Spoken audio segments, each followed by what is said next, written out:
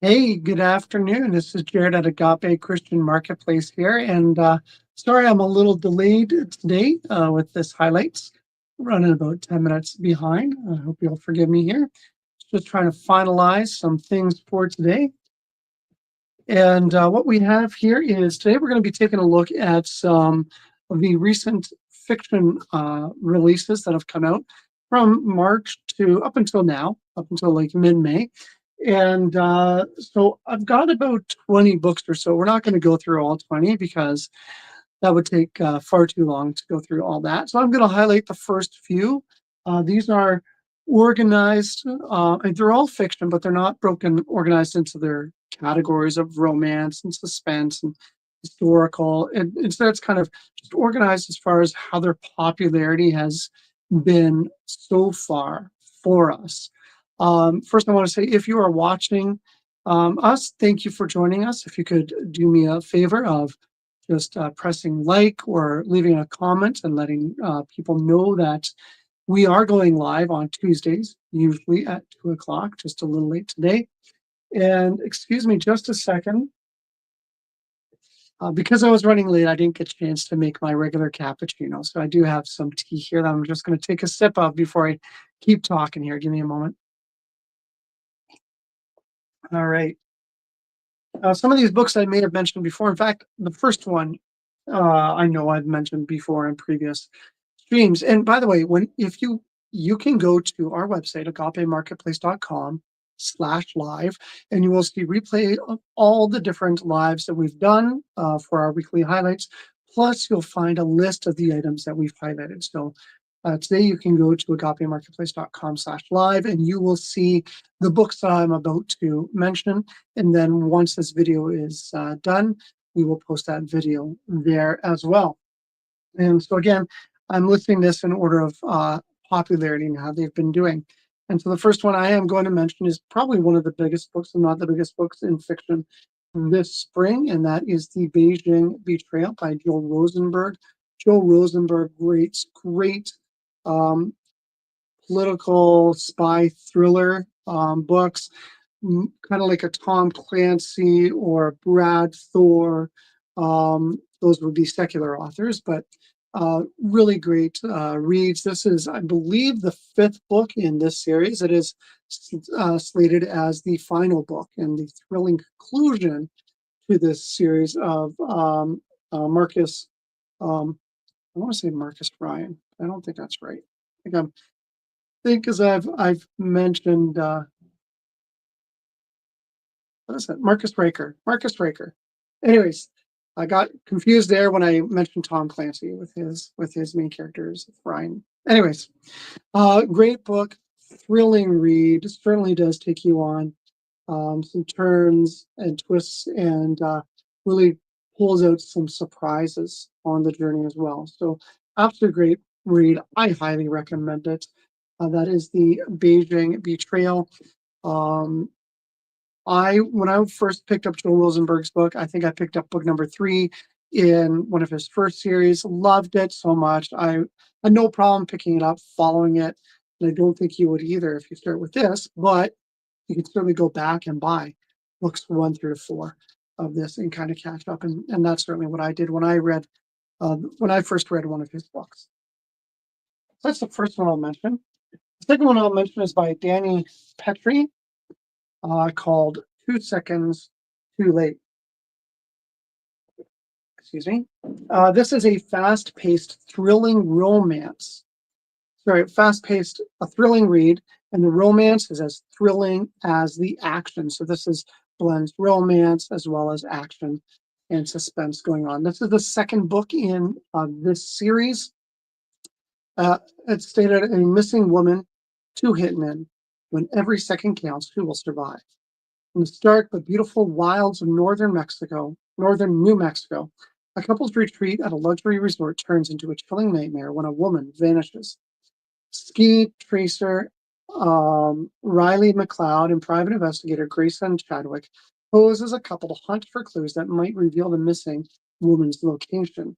Those leads uncover a harrowing truth. They're not the only ones looking for her. What begins as a normal tracking case turns into a deadly chase when they too become the hunted. As Riley and Grayson work together, their partnership ignites a tumultuous attraction, but Grayson's secrets prevent him from acting on his feelings toward her, and Riley can't bring herself to fully trust him. Delving deeper into the chase, they find themselves fighting not only for justice and the chance at a loving relationship, but also for their very survival. Danny Petrie, very popular author. I'm not sure how many books she has written. I should have looked that up. But if you are a fan of Lynette Easton or Colleen Coble, this is something that you will most likely enjoy. Third book that I'm going to mention, and I've got two books. Why am I saying third? Because it is out in a large print edition as well. So I do want to show that. Some of these books do have large print edition, and when they do, we try to bring it in as well. We may not always have the large print. It depends on how sales go, but initially we do provide it. Anyways, this is by Lorraine Snelling with Kirsten Gyron. From Norway to America, they must survive for resilience uh, amid unpromising new beginnings. So this book takes us to frontier America. It explores themes of new beginnings, resilience, and faith. And again, if you're a fan of Jeanette Oak or Tracy Peterson, you will most likely enjoy this book as well. And it states, from Norway to America, they must strive for resilience amid unpromising new beginnings. On the ship to America, Norwegian immigrant Amelia Gunderson makes a solemn promise to a dying mother, vowing to watch over her 5-year-old daughter, Ruth. Together, Amelia and Ruth trek to Iowa to claim the farm and former boarding house that Ruth has inherited, despite opposition from a difficult cousin. Struggling with an empty house and scarce resources, Amelia resolves to return the boarding house to its former purpose, aided by the kindness of strangers and the resilient spirit of her young charge. As Amelia and Ruth fight for their new home, a trail of orphans shows up on their doorsteps, and Amelia makes a promising friend in Absalom Carlson, the magistrate's son. With each challenge they face, Amelia and Ruth find hope in believing that faith and determination can overcome even the most daunting of trials. Lorraine Snelling is the award-winning author of more than 100 books, fiction and nonfiction for adults and young adults. Her books have sold more than 5 million copies. She makes her home in California, and this is her latest book. And this is book number 1. She mentioned that book number 1 in a new series as well called Home to Green Creek. Next up is a new book by Jeanette Oak.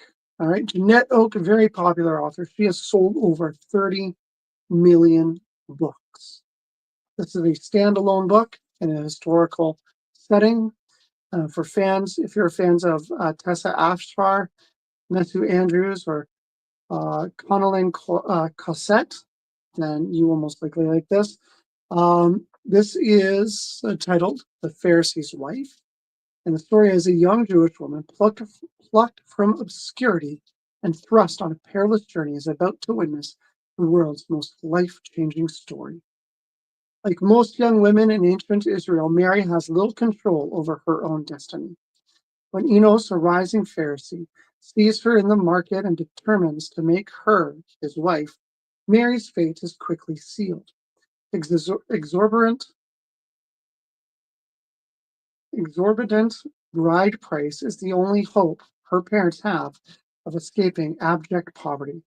But surely the fact that such a devout and esteemed man has chosen a girl of her station must be a sign of blessing. When Mary enters training to become the proper Pharisee's wife, it is as though she had been abandoned in a foreign land, where one misstep could cost her greatly. That feeling only deepens when she discovers Enos is all she feared he might be, treating her merely as a prize he had won and worse. Then rumors of a miracle working, traveling prophet change everything, and Mary and Enos are swept up in events that will challenge all they hold dear and forever alter both their futures. Lynn Austin, bestselling author of All My Secrets, writes this endorsement: an engaging novel with an endearing main character. The Pharisee's wife transports readers to the time of Christ and provides a glimpse into the lives of first century Christians. Don't miss this tender story of salvation and forgiveness. Again, this best-selling award-winning author of over 70 titles has sold over 30 million copies. Jeanette Oak is internationally celebrated for her contributions to the Christian book industry. She has 4 grown children and resides in Alberta, Canada. This book also includes questions for book groups. So reading this as a group and thinking about the different topics that it brings up. Next I have here, this is book 3 in this series by Angela Hunt, The Daughter of Rome. She is a New York Times best-selling author. Francine Rivers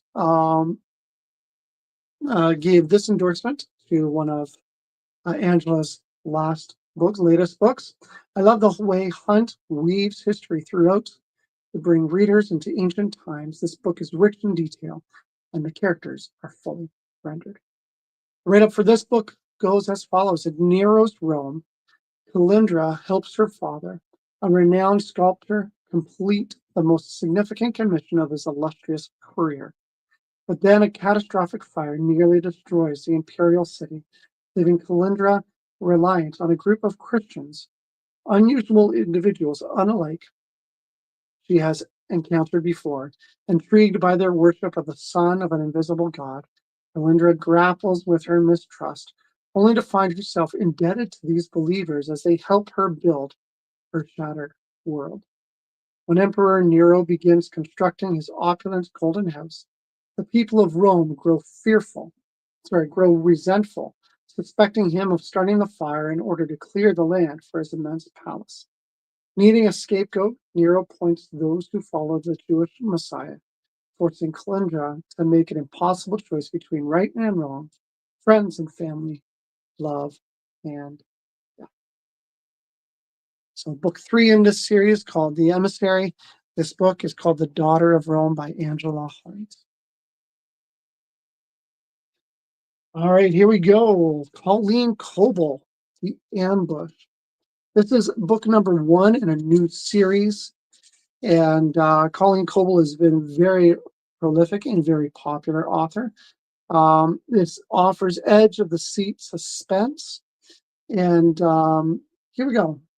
She'll do anything to uncover the truth of her parents' murder, even work alongside the man who once broke her heart. Paradise Alden's childhood in Nova Cambridge, Alabama was idyllic until the night her parents were murdered. Yeah, that'll kind of put a damper on stuff. Since then, life has left her scarred. The abuse she has suffered in the foster care system, the first love's betrayal, and the Jaguar attack that nearly destroyed her career have led to an unshakable distrust in men, in God, and maybe even in herself. After 15 years, returning to her hometown is a last resort of finding her life again. She's hoping the wildlife refuge where she's escaped, she was hoping the wildlife refuge where she's accepted a veterinarian job will be the perfect place to heal from her recent traumas and unlock her memories about the night her parents died. But on the night she arrives at the sanctuary, a body is discovered on the grounds. And soon a series of deadly events threatens not only her future, but the man who, despite all odds, still makes her pulse stutter. Arson, a shooting, a break-in, in multiple instances of animals being freed from their enclosures all point back to him. Paradise knows Blake Lawson isn't responsible. Not the man who's been helping his mother manage the sanctuary these past 6 months and care for his half-brothers in the wake of their father's death, even if his betrayal years ago cost her everything. Someone dangerous is lurking beneath the town's moss-draped trees, and Paradise refuses to let another murderer disappear into the shadows. This book also includes questions, if you're going through this, as a book group to kind of engage with the themes that are brought up. Give me just a second here, if you may. Last week, I noticed that we got some comments on Instagram, and we are streaming, sorry, to um, we're streaming to Facebook, to YouTube, and to Instagram. The only problem is when we stream to Instagram, is I can't really see a comments, so I just want to kind of jump on here quickly and see if there's anything new. Okay. I don't know why, but for some reason the comments for YouTube and Facebook show up in the platform that I'm using, but for some reason Instagram doesn't. So excuse me, excuse my drink break here. So if you are commenting on Instagram, I do apologize. I'm not intentionally ignoring you for some reason. The comments aren't posting up here. All right. Here we go. A new book by Lynn H. Blackburn, Break My Falls. This is number 2 in this series, which is called Gossamer Falls. She's determined to make an impact in her community. He's determined to make sure she lives long enough to do it. Dr. Meredith Quinn always planned to return to Gossamer Falls to practice dentistry. Now that she's back home, she's made it a point to offer clinics to children and adults in nearby underserved areas. Unfortunately, those same areas are known to harbor drug traffickers, and Police Chief Grayson Ward suspects that local law enforcement is looking the other way. After too many losses, Grayson has closed off his heart, but with Meredith in his life, he feels his walls crumbling, leaving him exposed and vulnerable. To keep her alive, he must keep her close, but that makes it impossible for him to retreat and rebuild. Will she be the one who finally helps him emerge from isolation, or will this force of nature leave him shattered? Some of the praise for Never Fall Again, which was her previous book in this series. The start to Blackburn's new Gossamer Falls inspirational thriller series is an exciting story of difficult truths and second chances. That's from Booklist. And the AR critic wrote, romance, danger, and deadly crime-fighting scenes make this the perfect read.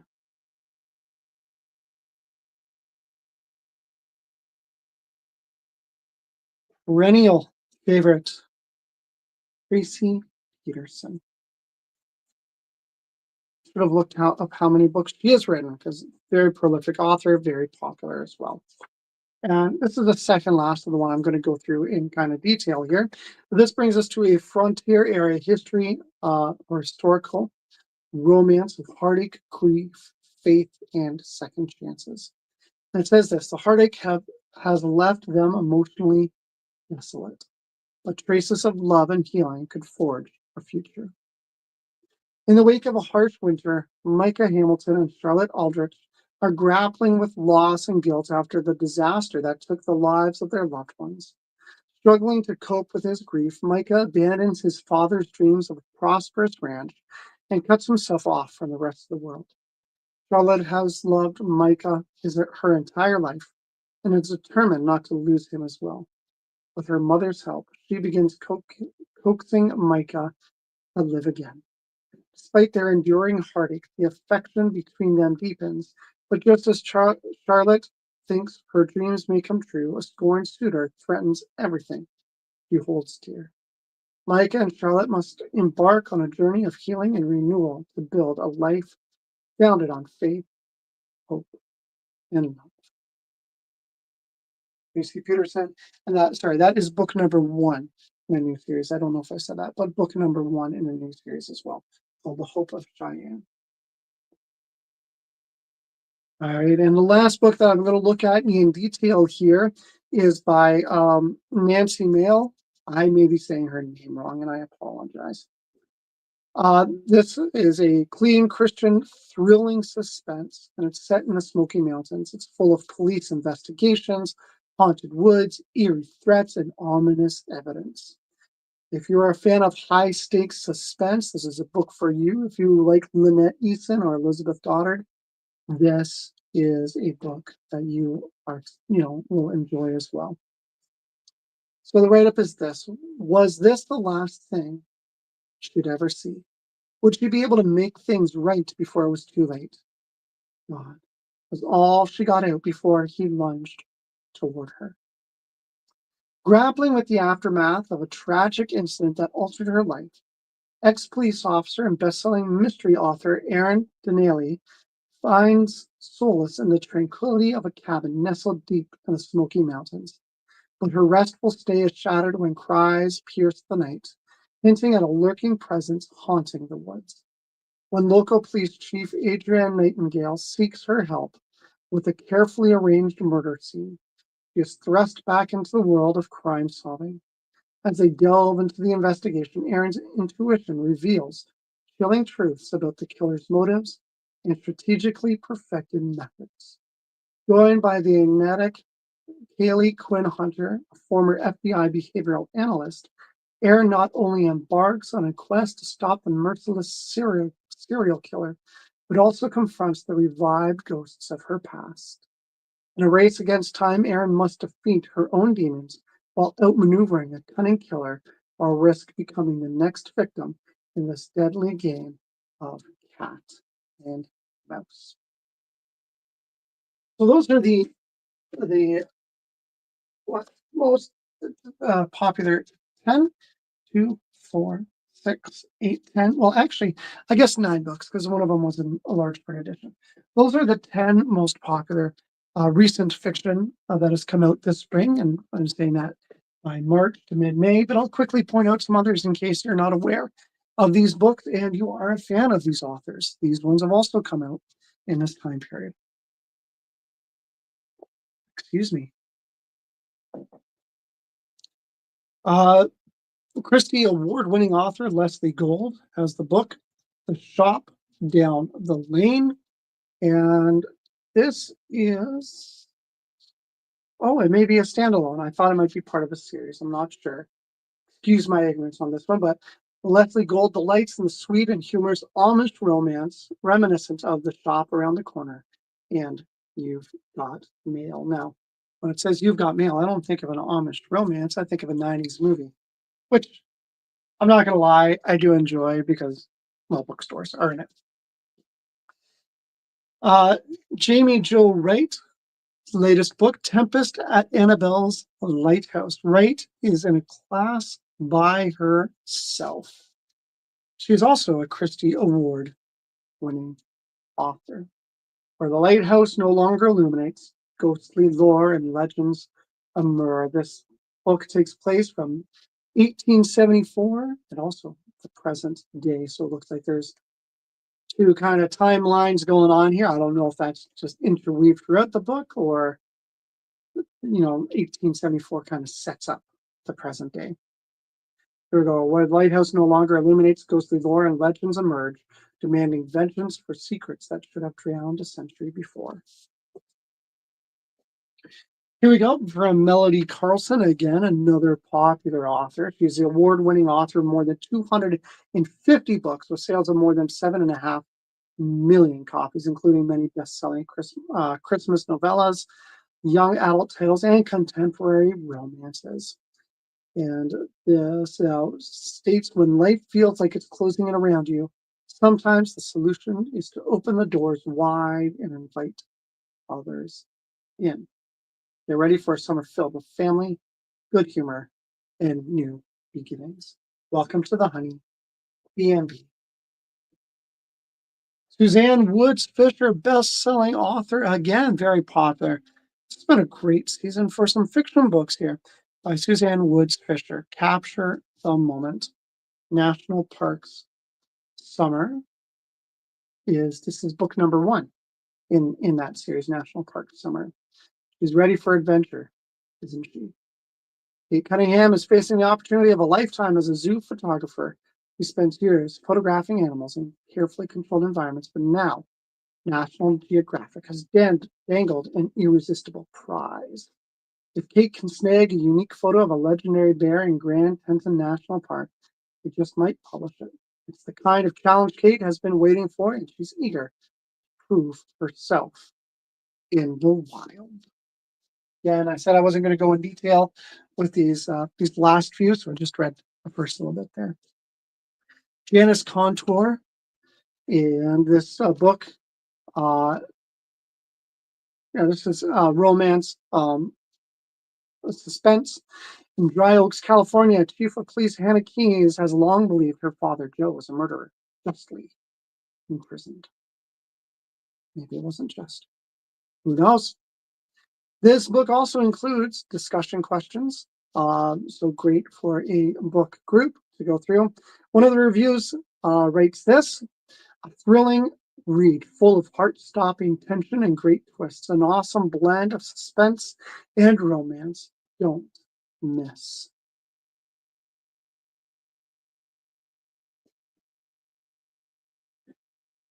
Okay, we're really testing my pronunciations of last names here. This book is by Kathy Golke. I know I have friends that will correct me if I am wrong. And this is when she ran away as a young war bride. She was cut off from her family forever, or so she believed. Decades later, maybe the only way to move on is to go home. This book also includes discussion questions, great for a group.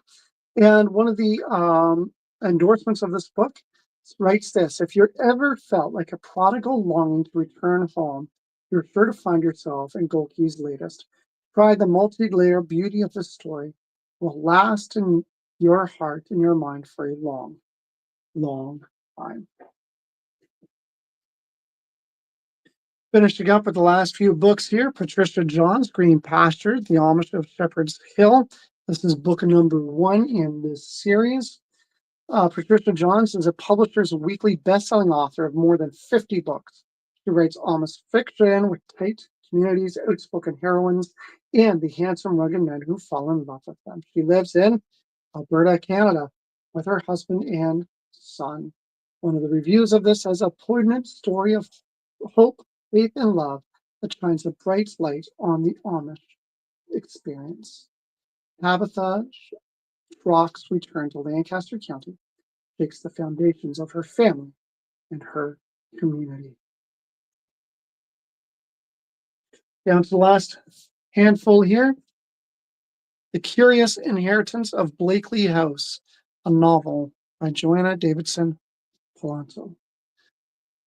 Joanna is the award-winning author of Lady Jane Disappears, A Rumored Fortune, Finding Lady Enderley, and quite a few others that are listed here. She loves tales that capture the colorful, exquisite details in ordinary lives and is eager to hear anyone's story. She lives with her husband and their children in a house in the woods near Lake Michigan. Clever young woman, a contested will, and an estate that does not easily give up secrets. It is 1901 when clockmaker and tinker Sidney Forster receives a most unusual inheritance. Blakely House, the island estate of an estranged uncle she's never met, seems almost alive, revealing and hiding its secrets at will. It is filled with remarkable inventions, including an intriguing unfinished automation Sydney is itching to get her skilled hands on.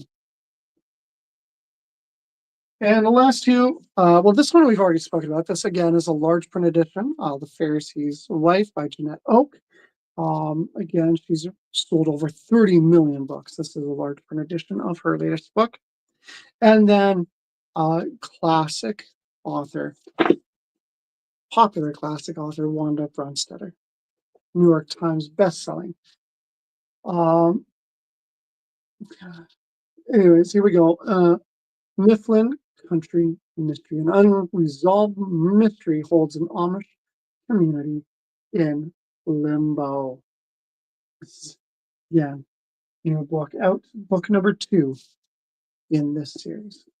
Anyways, that is it. We've gone through 20 books. I guess it's actually 18 different titles if we take out those large prints. So 18 different books there. We've certainly gone longer than normal for Agape highlights. But thank you so much for joining me. If you are interested in these fiction books, stop on by the store or visit our website. You can go to agapemarketplace.com/live and you will see a replay of this video and a list of all the books that we've discussed. Anyways, I hope you have a great day, and I will see you next week, Tuesday at 2 o'clock for another Agape Highlights. And next week, just to give you a preview, we're going to be taking a look at some of the best selling books we've had so far this spring. So that includes fiction, nonfiction, children's books, young adult books, prayer and devotional books. Where I've just gone through and updated all of those lists, so you can actually get a preview of that by going to our website. And you'll find a bestsellers page you can click on, and we'll just be taking a look at that next week, Tuesday at 2 o'clock. Until then, be blessed and have a great day. Bye bye.